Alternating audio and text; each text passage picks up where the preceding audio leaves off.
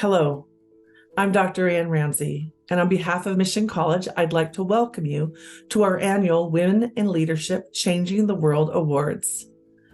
In 2024, we honor three remarkable women who have made contributions in their fields and in their communities. Today, we honor Susan Jen Davis. I realized early on in my career that I just kept kind of diverting a bit to doing work in what is now called diversity, equity, and inclusion. It wasn't called that then, because I was always seeing spaces that weren't inclusive. Because I remember, I knew how that felt. I watched that all my life, so I was very, very kind of like looking for where I could open up spaces and where I can be kind of an advocate for inclusion and for justice and equity, right?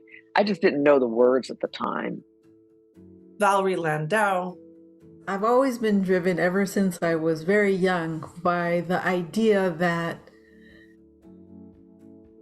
we could change the world, that we didn't have to live in the world that we were given. We could create a better world.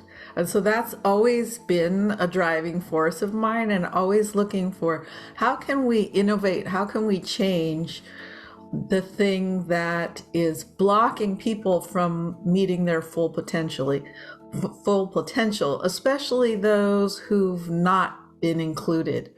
And Pippa Malgrim. I remember when I was quite young, in my 20s, sitting down with a very, very prominent ambassador, American ambassador. And I remember he said, which part of the world do you want to specialize in? Are you going to be a Japan specialist or a Europe specialist, Latin America, Africa?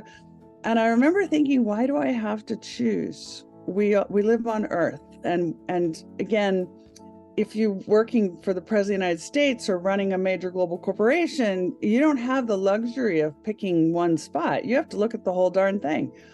And I remember actually using that moment to say, no, I'm not going to specialize. I am going to look at the world as one holistic thing. And that was very valuable